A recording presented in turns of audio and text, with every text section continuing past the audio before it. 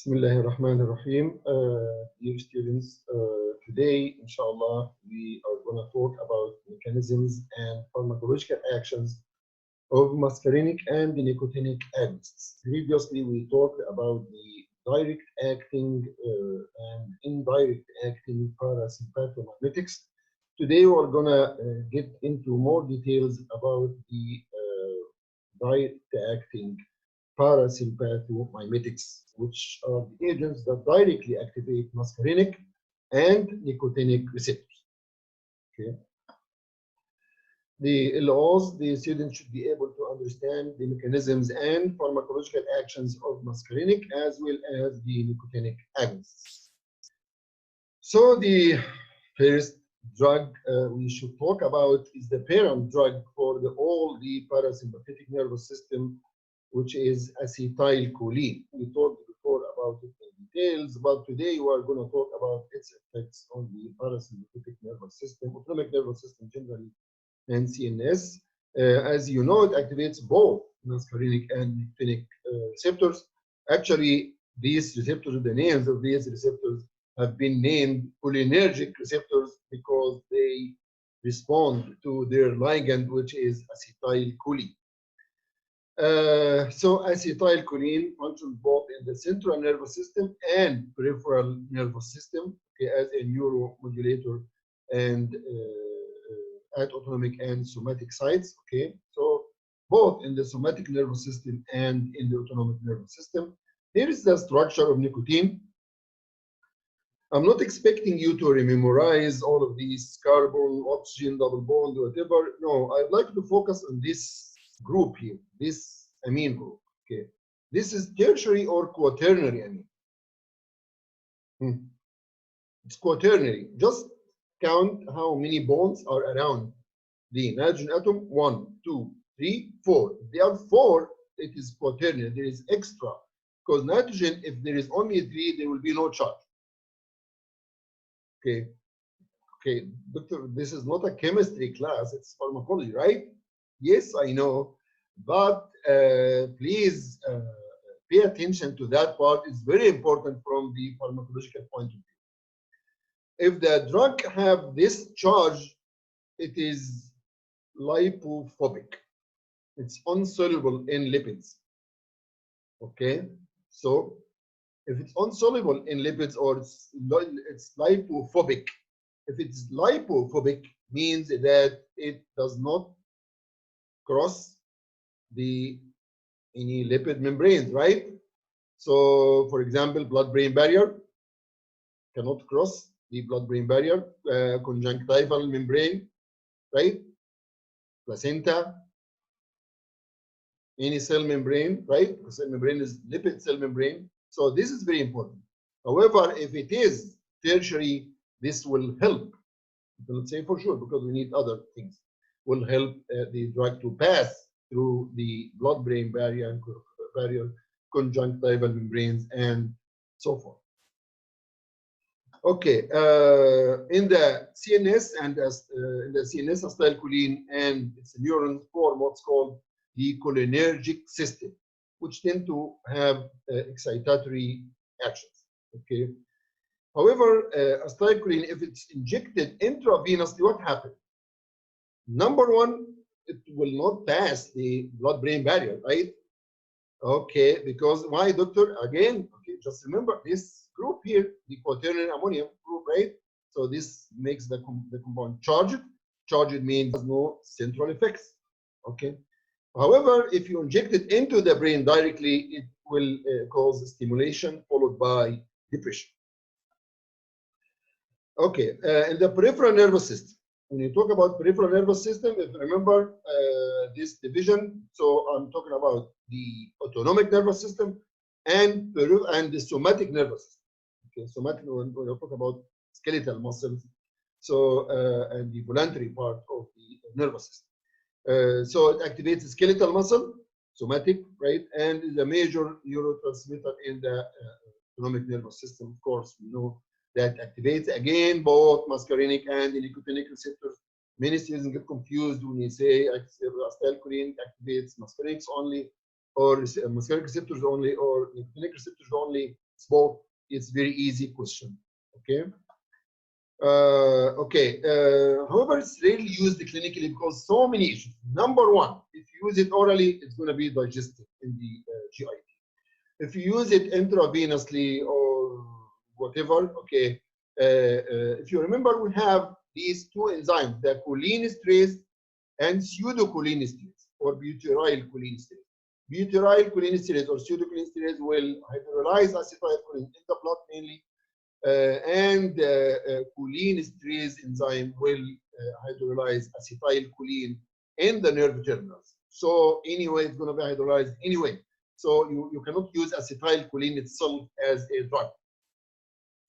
That's why many muscarinic agonists with resistance to hydrolysis, so to address the issue number one in the GIT and also in the blood and nerve terminals, these drugs have been developed, including carbachol, methacholine, betanicol. We talked about this before. We said these choline are choline esters. So remember this root col. Okay, these are choline esters. They are resistant to hydrolysis. Okay. In addition, there are alkaloids that also have muscarinic agonist effects, such as pilocarpine and muscarine. Okay. And the use of these muscarinic receptor agonists is contraindicated in patients with asthma, coronary insufficiency, peptic ulcer, and incontinence. Why? Again and again and again, please, the table at the end of the previous lecture is very, very, very important. It includes all the parasympathetic nervous system effects on different organs. So if we talk about the bronchi, the parasympathetic nervous system cause bronchoconstriction and increase bronchial secretion.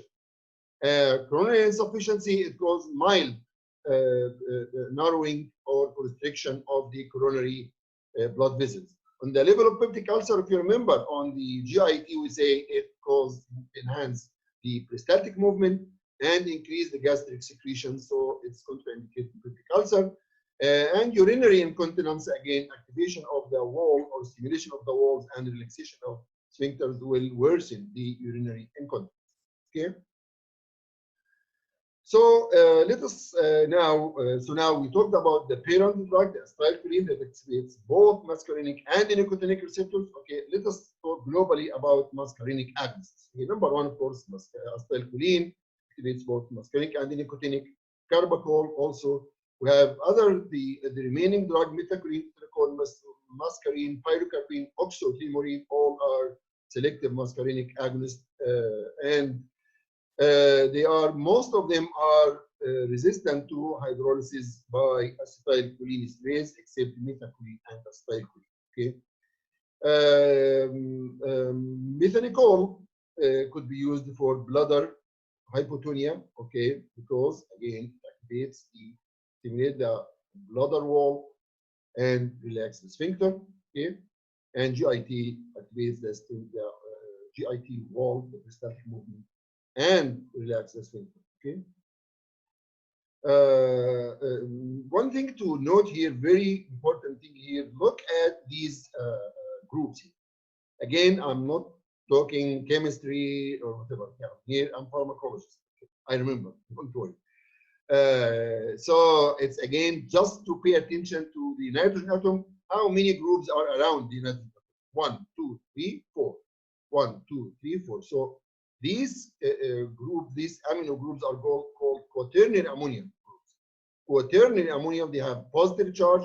They have positive charge again. They are lipophobic. They cannot pass through the lipid cell membranes. They cannot pass through blood-brain barrier, conjunctival membranes, and many others. Okay. However, here we have tertiary amine. So here, look at the nitrogen surrounded by 1, 2, 3. Nitrogen 1, 2, 3. This tertiary part, okay, this is lipophilic. Okay, because there is no charge. It's easy, guys. Just the lipids. They are CH3, CH2, CH2, CH2, CH2, whatever, right? In addition to the glycerol, of course, and ester bond. Okay, so mostly they are carbon, hydrogen, carbon, hydrogen. They don't have charge. And in solubility, when we talk about solubility, we say this proverb: like, likes, like. Again, like, likes, like. So if you are lipophilic, you mix with lipophilic, you are okay, you are happy with each other. If lipophilic mixed with lipophobic, they hate each other. If you put a drop of oil in a glass of water, the drop of oil will take itself, aside, say, yeah, I don't like you. I just, I don't like. If another drop of oil goes inside this same glass of water, it will go to the drop of oil. They said, oh, finally, I found a friend, but I still hate you, the water molecules. Okay, so this is the basic and very easy principle. So if the compound has a charge, it means it's not easy for the compound or the drug to pass through lipid membrane, to pass through blood-brain barrier, conjunctival membrane, whatever. Okay. Sorry.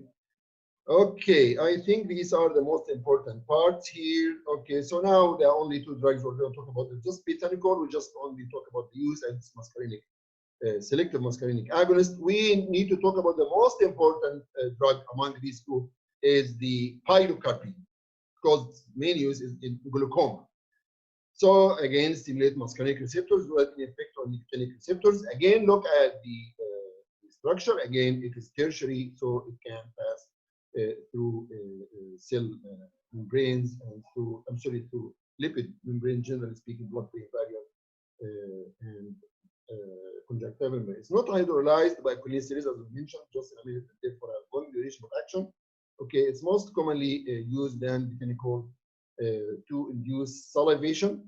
Okay, it's one of the effects of the muscarinic agonist, right, for parasympathetic nervous system, and for various purposes in ophthalmology. So treatment of symptoms of dry mouth for whatever reason.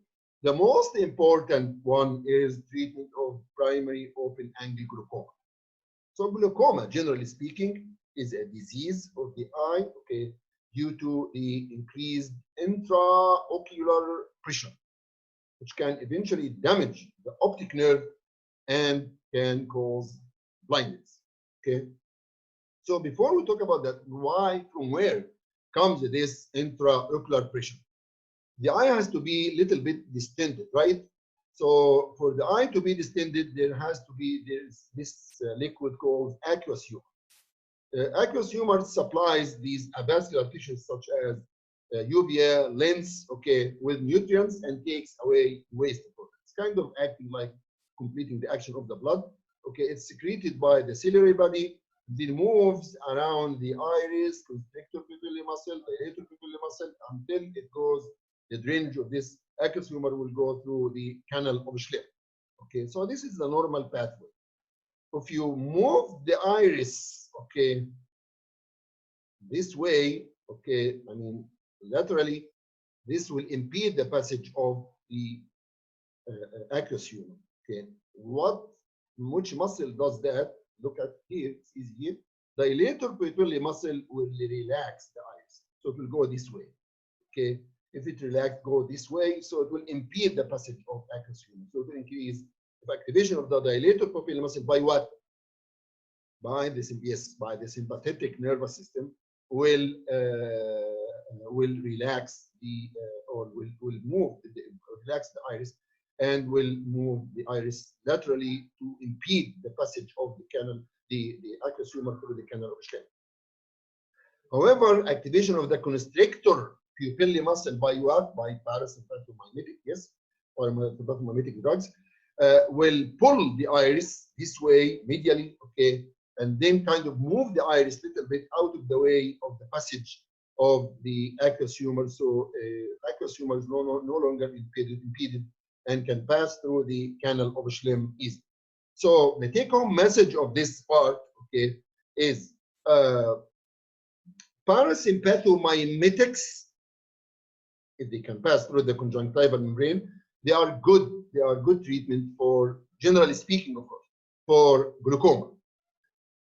Sympathomimetics, the opposite, right? Because they will activate the dilator pupillary muscle, which will relax the iris and impede the passage of aqueous humor.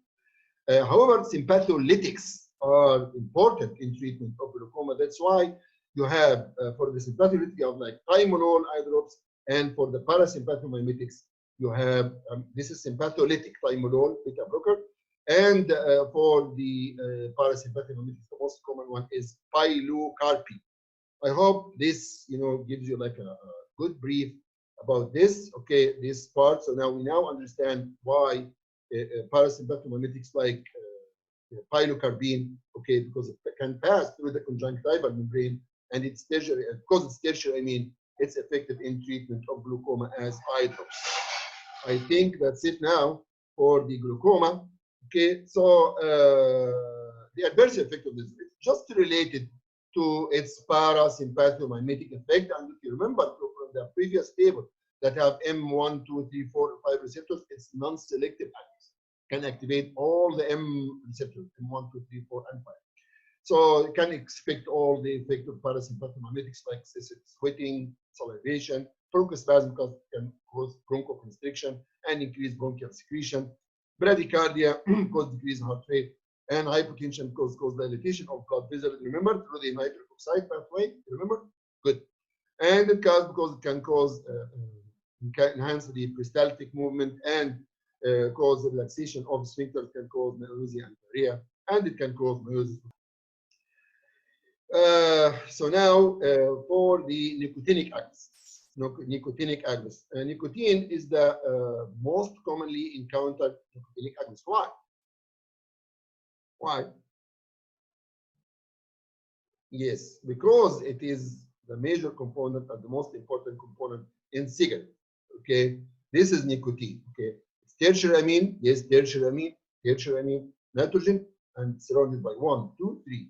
Even if you look at this one, 1, 2, 3. So 3 bonds. So it's tertiary. It is lipophilic.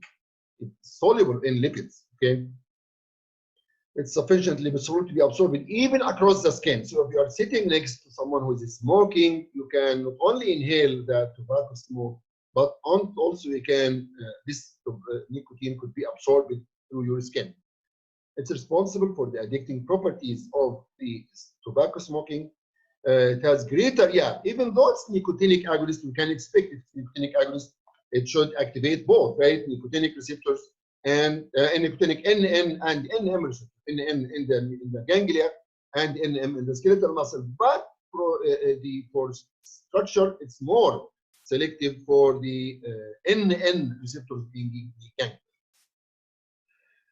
Yeah, nicotinic actions, generally speaking, are complex moves from stimulation until depression at the end. Okay, so at low dosage, it stimulates NN receptors, that's beloved subtype of nicotinic receptors, and initiate action potential. Why it initiates action potential? Again, please remember, we said nicotinic receptors are ligand-gated ion channels. Ligand-gated ion channels mean upon the binding of the ligand, which is acetylcholine or nicotine, any cholinomimetic will bind to the nicotinic receptor on the sodium channel. This will cause conformational change and allow the passage of sodium. Sodium, okay, will start the action potential. So action potential in the postganglionic neuron. That's why it activates both sympathetic and neurosympathetic transmission. It acts like activation of both sympathetic and parasympathetic nervous system at the same time. Okay. So now here, when we talk about ganglia, if you activate ganglia, you're activating both sympathetic and parasympathetic. In the cardiovascular system, nicotine effects are generally sympathomimetic, okay, on blood vessels, so they can cause vasoconstriction, and parasympathomimetic on the heart can cause some bradycardia. In the GIT and urinary tract, the effects are mostly parasympathomimetic, so it can cause this maybe cause contraction of the walls and relaxation of sphincters. Maybe this is responsible for the fact that the smoking guy will go to the toilet more frequently than non-smoker. So now all these at low dosage. If you increase the dose, there is stimulation of nicotinic receptors everywhere. If you increase the dose much more, it has some antagonist effect at nicotinic receptors. Agonist, antagonist, agonist, antagonist. Why? Because again, it's ligand-gated ion channel. Nicotinic receptor, okay, is ligand-gated ion channel. So it will allow the passage of sodium. So now we are talking about the action potential goes like that, up until the sodium channel closes. The sodium channel closes, and still nicotine is there. It's not working down like acetylcholine. So again. So the action potential will be stuck at this level of about plus 30 or plus 35 millivolt, where the sodium channel blocks, and it will cause blockade of the ganglia. Okay, so generally speaking, please take it generally. The smart student like you will take these facts and generalize them. Any nicotinic agonist will have these effects. You will find these also on the depolarizing neuromuscular blocker, such as succinylcholine, because it's agonist on the nicotinic NM receptor. Again, it's nicotinic receptor. It is ligand gate ion channel, same thing. It will be stimulation followed by depression. Okay. So nicotinic agonists, there is ganglion stimulants, okay, because nicotinic receptors are in the ganglia and in the motor end plate, right? So ganglion stimulants, most nicotinic agonists affect both ganglia and the motor end plate, but nicotine affects ganglia preferentially. Again, we said it loves NN. Okay, if you need a mnemonic, okay, NN, how many N's? How many N's are here? How many N's? We have NN. So NN. Okay, the muscle does it have N? No. Okay, so NN. Even if say motor end plate, the total N's in these three words is what? How many? Motor, no N, end, one N, plate, no N, right? One N only. So NM, right? So here and here this is a good mnemonic, nicotinic. Okay, so the neuronal, okay, the neuronal has two ends. Okay, the ganglion have two ends. Okay, ganglions have two ends, right? So ganglionic is NN or neuronal. It's called also neuronal. Okay, so NN, right? So this is good mnemonic for the NN receptor. So nicotinic, generally speaking, it means NN and NM. Okay. It goes down to NN, ganglionic, you have here 1N, 2N, right? So it is NN, right? And if you say neuronal, right? 2 N's, so NN. Okay.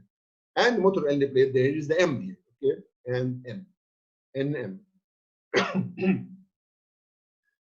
So it affects mostly the NN because, again, nicotine, NN, okay? So they like each other. It has important effect on the brain stem and cerebral cortex. It can cause some mild alerting effects. Okay, at larger dose, maybe cause tremors, emesis, and can stimulate the respiratory center and can end in convulsions and may terminate in fatal coma. Yes. So if I just smoke one cigarette, can I die? No, it's in high dose. Okay, and that's why it could be used as insecticide. The lethal effect of nicotine on the CNS, and the fact it's readily absorbed from the skin form the basis for its use as insecticide. Insecticide, doctor? Yes, it's insecticide. If you don't believe me, just go and Google, write nicotine and write insecticide. You will find hundreds and thousands of results for your research.